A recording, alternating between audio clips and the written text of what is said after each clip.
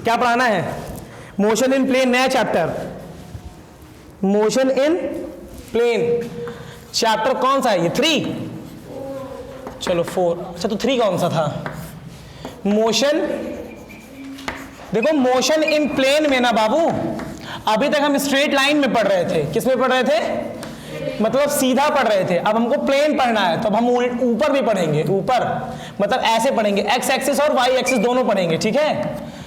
ठीक है, तो मोशन इन प्लेन में 2 चीजें हैं। पहली बात तो एक है वेक्टर, एक है वेक्टर्स, और दूसरा है प्रोजेक्टाइल। क्या है? प्रोजेक्टाइल। ठीक, एक है वेक्टर और दूसरा है प्रोजेक्टाइल।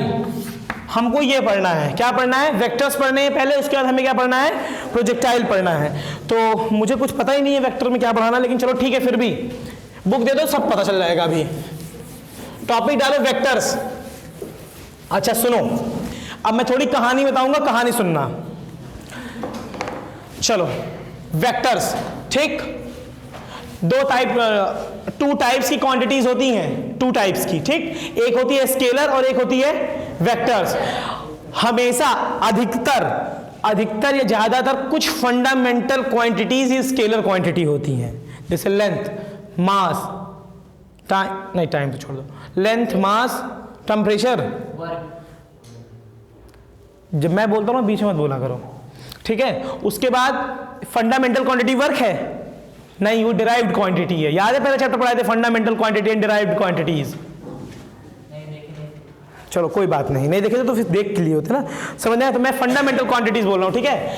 तो 2 तरीके की क्वांटिटीज होती हैं। वी हैव, जो मैं लिखवा रहा हूं हेडिंग टू हेडिंग नीचे तौर से चलना, ठीक है। We have 2 types of quantities, 2 types of quantities, QT Y, और तुम लोग पूरा S लगाना, ठीक है। मैं क्वांटिटीज ऐसे लिखूंगा, ठीक। 2 टाइप्स ऑफ क्वांटिटीज, अभी मत लिखो, मैं लिखने का टाइम दूंगा। पहला होता है स्केलर,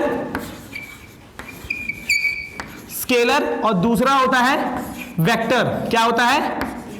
वेक्टर। स्केलर होता है जिसके पास मैग्नीट्यूड होता है, हैव मैग्नीट्यूड, हैव। देखो ये सारी की लाइंस हैं जो मैं लिख रहा हूं, ये सारी कैसी की लाइंस हैं, तो अपने मन से आगे बनाओगे। Scalar quantity is defined, scalar quantity is that those quantities which have magnitude, अपने मन से लिख लेना, ठीक है। Have magnitude but haven't, have not को हैवेंट बोलते हैं, हैवेंट डायरेक्शंस, क्या डायरेक्शन नहीं होती है, ठीक। अब पहला क्वेश्चन होता है कि मैग्नीट्यूड क्या है। पहला क्वेश्चन है कि मैग्नीट्यूड क्या है, व्हाट इज मैग्नीट्यूड? मैग्नीट्यूड क्या है? नीचे गड्ढा है 2-3 ठो प्लस तार भी है, हाँ। मैग्नीट्यूड क्या होता है बताओ, किसी को पता है मैग्नीट्यूड? हाँ, न्यूमेरिकल वैल्यू। अच्छा ठीक है, 5 एक मैग्नीट्यूड है, हाँ या ना? कि फिर 5 मीटर क्या है? जॉन 9th में पूछ के आओ मैग्नीट्यूड क्या, वो बता देंगे कि मैग्नीट्यूड क्या होता है, ठीक है। Magnitude but have not direction, पर स्केलर में क्या होता है? It have magnitude, MAG magnitude, as well as direction, ठीक। इसके पास क्या होती है? डायरेक्शन भी होती है। बात समझ में आ गई? Represented by arrow. वेक्टर को कैसे करते हैं? रिप्रेजेंटेड बाई, अब ऐसा एरो नहीं बताता हूं मैं, रिप्रेजेंटेड बाय एरो। देखो ऐसे बनता है एरो, ठीक। इसको बोलते हैं टेल, क्या बोलते हैं? टेल। और इसको बोलते हैं हेड, क्या बोलते हैं? हेड। बात समझ में आ गई? कोई दिक्कत वाली बात है नहीं। अब इसका एग्जांपल देखो, स्केलर क्वांटिटीज का एग्जांपल देखो, मास, स्पीड, ठीक, और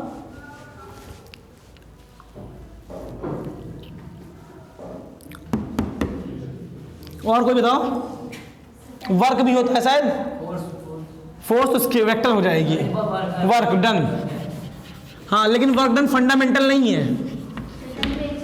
अरे ठीक है, एक्सेट्रा लो, जितनी मर्जी उतनी पढ़ लेना, ठीक। बात समझ में आ गई? कोई दिक्कत वाली बात है नहीं। अब वेक्टर के एग्जांपल देखो, वेलोसिटी,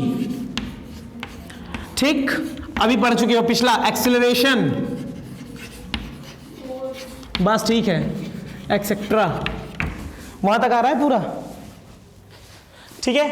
ये हो गया तुम्हारा वेक्टर, VECTOR, ठीक। स्केलर वेक्टर्स खत्म हो गया, यहीं पे खत्म नहीं, ऐसा नहीं है, अभी इसमें बहुत कुछ है, ये बहुत कंफ्यूजिंग टॉपिक है वेक्टर्स के। देखो वेक्टर को क्यों, पहला क्वेश्चन बता, क्यों स्केलर क्वांटिटी बनी, क्यों वेक्टर क्वांटिटी बन गई, ठीक। क्वेश्चन ये भी आ सकता है, या तुम लोग पूछ भी सकते हो, लोग के मन में जागृत हो सकता है, हमें पता है कि तुम गधे हो, तुम्हारे मन में आएगा नहीं, लेकिन मैं बता देता हूं कि क्यों स्केलर क्यों वेक्टर, ठीक। जैसे कोई चीज थी 5 किलो और 10 किलो, ठीक है, एक बेंच पे बैठे हुए हैं, सैलिका और वर्षिता, हर्षिता, जो भी नाम हो, ये दोनों बेंच पे बैठे हुए थे, तो बेंच पे टोटल वेट कितना हो गया, 15 kg हो गया, तो दोनों को मैंने क्या कर लिया, नॉर्मली ऐड कर लिया, ठीक। लेकिन अब समझो ये सैलिका है 10 किलो की, ठीक, और सॉरी ये एक ब्लॉक है 10 किलो का, ठीक है। अभी ऑफेंड हो जाएंगे कि सर हम ही को 10 किलो बना दिए और किसी को नहीं ले पाए, ठीक है। ये ब्लॉक है कितने किलो का, मान लो इसको कोई इधर से खींच रहा है फोर्स, और इसको कोई इधर से खींच रहा है फोर्स, ठीक है। तो इस ब्लॉक पे कितना फोर्स लगेगा, दोनों फोर्स को ऐड कर दोगे, ठीक है, F1 प्लस F2, लेकिन ब्लॉक मूव किधर करेगा, आगे की तरफ, तो इसकी डायरेक्शन क्या हो गई, अलग हो गई ना। बात समझ में आई, क्या समझ में आया, मैं इनको, इनका एक हाथ पकड़ के इधर से खींचूं और दूसरा हाथ तुम पकड़ के इधर से खींचो, तो मूव किधर करोगे, आगे की तरफ। मथनी देखिए, मथनी बड़ी बड़ी पिक्चरों में दिखाते हैं, वो जो बड़े से घड़े में होती है, तो उसको ऐसे ऐसे करते हैं ना, एक तरफ इधर हो जाए, जानते हो वो आगे आने की कोशिश करता है, बस उसके आगे क्या लगाते हैं हम लोग, एक ब्लॉक लगाते हैं जिससे वो आगे ना आए, ठीक है। तो फोर्स अगर लगेगा तो force is a vector quantity, अगर फोर्स इधर से लगेगा, इधर से लगेगा, दो फोर्स लगेंगे, तो ब्लॉक किधर मूव करेगा, आगे की तरफ मूव करेगा, तो इसमें क्या आ गई, एक डायरेक्शन आ गई। बात समझ नहीं, और तुम बैठी हुई, ये बैठे हुए, इन दोनों को ऐड कर दे, तो तुम 5 न्यूटन का फोर्स लगा रहे हो, 5 न्यूटन का फोर्स नीचे लगा रहे, चलिए जोक्स अपार्ट, ठीक है। बात समझ में आई, चीजें समझ में आ गई ना, कि इसके पास क्या आ गई, डायरेक्शन आ गई, ठीक। तो डायरेक्शन को भी हमको मेजर करना पड़ेगा, फिर उसको निकालने के लिए अलग अलग प्रावधान है, वेक्टर एडिशन लॉ होता है, ठीक। तो इतनी चीज समझ में आ गई ना। हाँ, स्केलर को हम लोग एल्जेब्रिकली ऐड कर सकते हैं, स्केलर्स को, स्केलर क्वांटिटीज को हम एल्जेब्रिकली क्या कर सकते हैं, ऐड कर सकते हैं, पर वेक्टर क्वांटिटीज को हम एल्जेब्रिकली ऐड नहीं कर सकते हैं। एल्जेब्रिकली मतलब 2 + 2 4, ऐसे नहीं ऐड कर सकते उसको, ठीक, क्योंकि उसमें क्या हो जाएगा, कुछ डायरेक्शन हो जाएगी। अगर 5 न्यूटन इधर लग रहा है, 6 न्यूटन इधर लग रहा है, तो ये ऐसे नहीं कर लोगे, ठीक है। इसका रिजल्टेंट ये आएगा, तो हम लोग इसमें वेक्टर एडिशन लॉ लगाते हैं, ठीक है। बात समझ में आई, अच्छा चलो चलें, टाइप्स ऑफ वेक्टर, क्या पढ़ेंगे, टाइप्स ऑफ वेक्टर। वेक्टर कितने प्रकार के, मुझे जितने याद है मैं पढ़ा देता हूं, ठीक है, उसके बाद फिर मैं देखूंगा। हाँ भैया सुनो, जितने भी टाइप्स ऑफ वेक्टर मुझे याद है मैं उतने पढ़ा दे रहा हूं, ठीक है। उसका वहीं भी वीडियो एंड भी कर दूंगा। Types of vector, types of vectors, maths तो है नहीं कि पीछे क्वेश्चन बोल दो आगे आंसर सोल्यूशन लगा दें, तरीका नहीं पता, नहीं, या याद करना पड़ता। सबसे बड़ी गुस्सा यही आती है। फिजिक्स सबसे टफ क्यों है, क्योंकि इसमें थ्योरी है, फिर डेरिवेशन है, मतलब जो तुम लोग आज तक जितने भी ये पढ़ते आए हो, क्या बोलते हैं ये फॉर्मूलेज, इनका प्रूफ है कि आया कहां से। कोई भी फॉर्मूला पढ़ोगे, जैसे अभी 10th में 11th में पढ़ोगे ना स्लोप के बारे में, इलिप्टिकल, सॉरी 12th में पढ़ोगे तुम लोग, तो उसमें प्रोजेक्टाइल y = x² होता है, एक इक्वेशन है इलेक्ट्रिकल का, सॉरी प्रोजेक्टाइल का, तो इसका प्रूफ फिजिक्स में है। और dy/dx का भी प्रूफ कहाँ है, बताना समझाना कहाँ पड़ता है, 11th में पढ़ाना पड़ता है, ठीक है। इंटीग्रेशन का कहाँ है, यही 11th में पढ़ाना पड़ता है।